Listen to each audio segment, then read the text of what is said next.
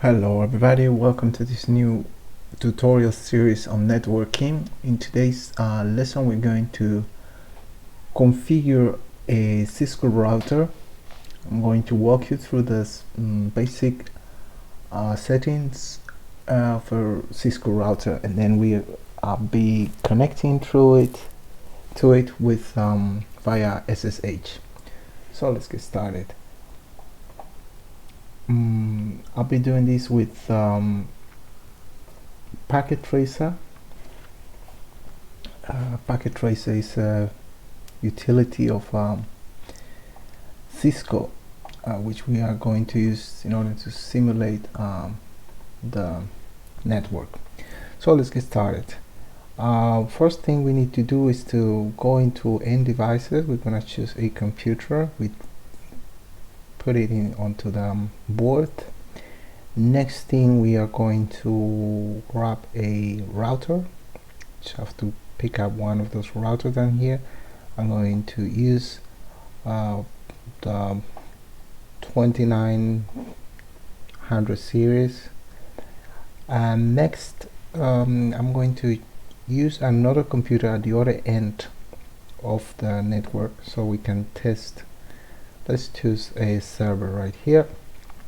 So that is our simple topology. The only thing that we need to accomplish is that after configuring the router, we can be able to ping from this computer onto the server and vice versa. And also we will be testing that we can establish an SSH connection from this device onto the router and also from the server. So let's get started. First thing we need is to do the physical cabling. So we're going to use a console cable that will be connecting from the serial connection RS232 onto the router, again to the console. We're also going to use crossover cables to connect the router on this on the gigabit Ethernet one again.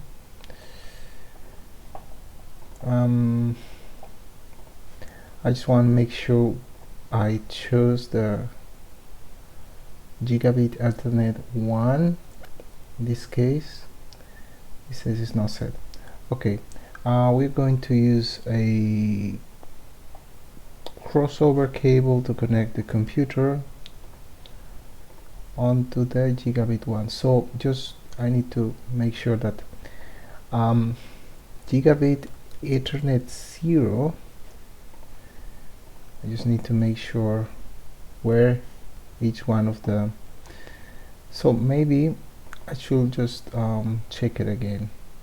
This is connected to the gigabit Ethernet 01, so I just have to keep in mind that this one over here, this segment, connects to the gigabit 01.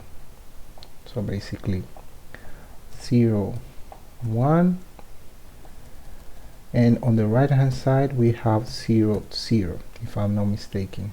Just to keep this in mind, that the one on the left is the interface on the left, and the one on the right is the interface on the right hand side. So once we have these all connected, we are going to connect to the router using our console cable. So I double click on this device here, and from desktop I just click on terminal by default and click OK. So this will allow us to connect to the router. Now we are inside of the router. I will type no because I will do the configuration manually. Type enter again, and I will start with enabling the privilege mode, and from privilege mode configure terminal. Here I will give the name, this host name to the router. So I said host name, let's call this router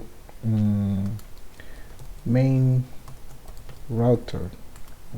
just name it like that, main router.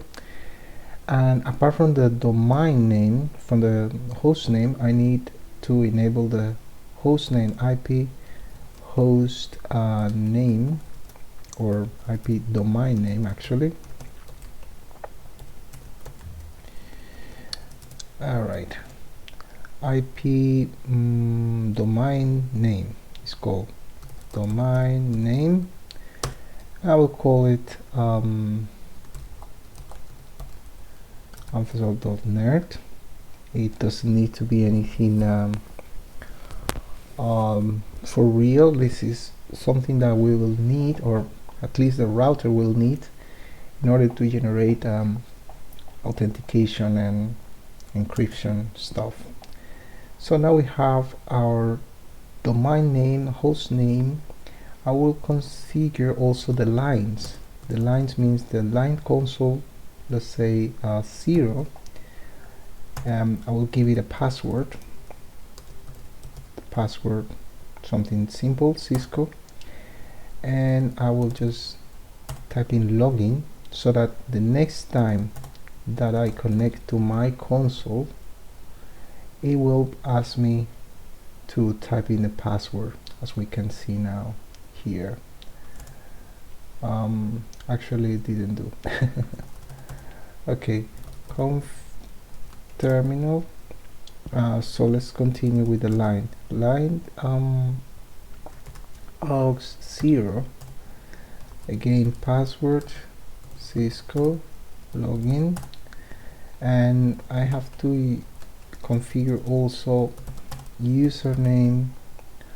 Username will be Andres secret Cisco, and I also need to use encryption for this. So encryption, so we start with crypto key,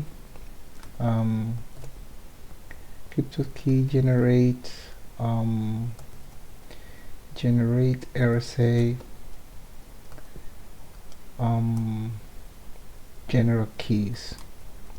So with this command, since we already used the host name and the IP host name, username, this will enable, will encrypt the information we already provide, and that's what we also enable SSH. So we chose here, usually I choose here 1024, and that's gonna be, now it's enabled. As we can see here, SSH has been enabled. So far so good, but still we cannot connect to the server, to the router, because the router doesn't have a IP address configured, not just yet. So I will also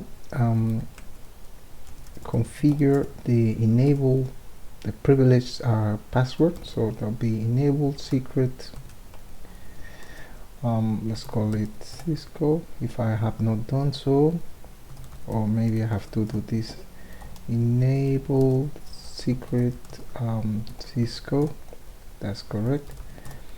So I will connect again to the router via the console, just to make sure that these configurations are being properly executed. I connect through the console, and as we can see, it's asking me for a password. Set up my password, I go into enable mode, it asks me again another password, and now I'm going to configure the terminal in the interface. Let's just take a look at the situation here. If I where can I make a no code place note? So the router is meant to route information from one network to another, which means we are going to configure these two interfaces, the gigabit 0/1 and gigabit 0/0. Each one needs to have a different, or each one needs to belong to a different network segment. So we're going to start off with the IP 10.0, let's call it .10.1, and we might be using this mask. And let's choose another network that can be something like that with this mask. Or we can even choose, how many do we have here? Oh, 1 2 3 4. We can even board 1 bit and choose the 28 as the network, and in this one we choose the network like this.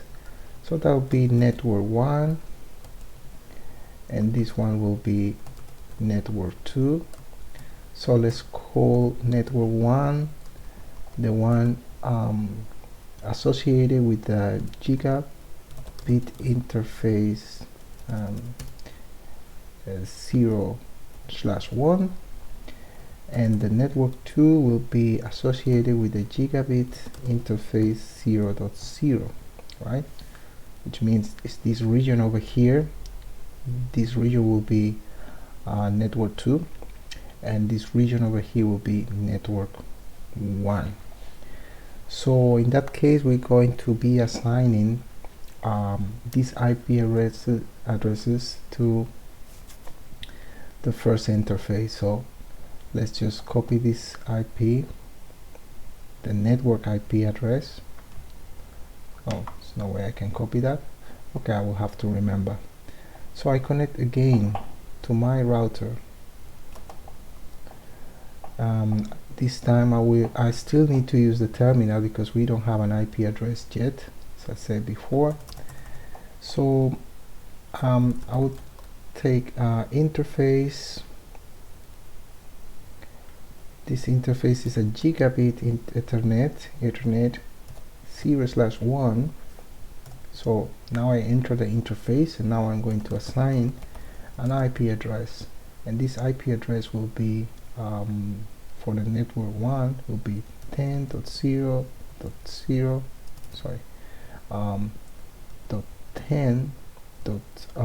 We're gonna add 1. The network address is 0, but we're gonna add 1 to allocate the first usable IP address 255.255.255.0, and then we issue the command not shutdown, and now it's telling me that the line has come up. We're gonna do the exact same. Now we do exit, and we are going to enter the interface, the other interface 0/0, and here we're going to assign an IP address of the range. In this case, we're gonna be 0.128 is the network address. We are going to actually this should be 128. We're going to just increase the this network address by 1. We make it 129, and we enter, and we say not shut down, and this command will bring the interface up. So now the interface is up on both ends. The only thing left to do for us is to assign an IP. So let's IP1 is going to be 1, so the IP2 we're going to assign to the PC. Let's call it PC. Let's call it interface. So we are going to assign the IP2, the next one, to the PC. So we enter into the configuration mode of the PC. Let's just click out here, and we assign a static IP address to this PC. That'll be 0, 0, only one 0, right? 10 dot we already have, then that becomes a 2 for the PC. Mask is 24, so we just need to, and the default gateway is going to be the IP address that we already assigned to the interface on this side of the network, which was the 1. So once it's done, we can just close, and now we're gonna try to ping the router. So we say ping.10.0.0. 10.1, which is the router, and the router is responding pretty good. We can try also the other interface, which we already configured, and that was the other interface. Just for fun, we're gonna try to ping it 128. I think that was 129 on the other end. So right now we are pinging successfully from this computer. We are pinging onto this interface and to the other one heading towards the computer, the server. So I think we can now go ahead and configure this server as well. We are going to assign an IP address to this server, remote server. The IP address should look like 10.0.130, since 129 is already be assigned to this interface. And the mask that we are going to use is 255.128, and the default gateway will be 129, which is the one that we assigned to the interface right here. So if I close this and I use again the ping command to ping the router interface 10.0.0.129, we see that the router is responding. If we go and ping the other end of the network at 10.0.10.1, which is the interface of the router at the other end, now we ping the computer that is over here, and it is also responding properly. So now the next step will be to actually connect via SSH to the router. So the way we do that is we just go over here, we type in the one of the IPs of our router, in this case 10.0.10.1, that was the interface. I will put in my name, the one I defined, configure, asking me for the password. I type in my password, which is not responding. Where is that? Something went wrong with the password. Let's try it again. 1.0.10.0 address, and let's see what's going on with the password.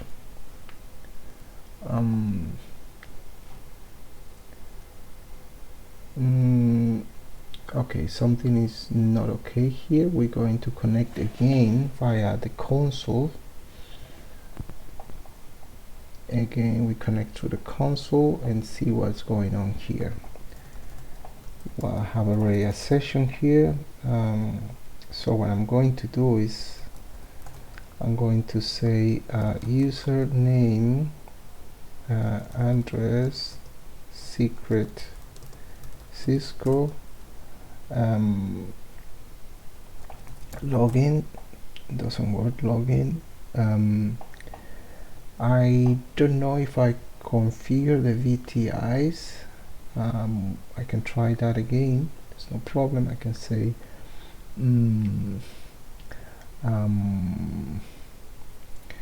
this is a line VTY 0 through 4, and then we say password cisco as well. Login. So copy running config.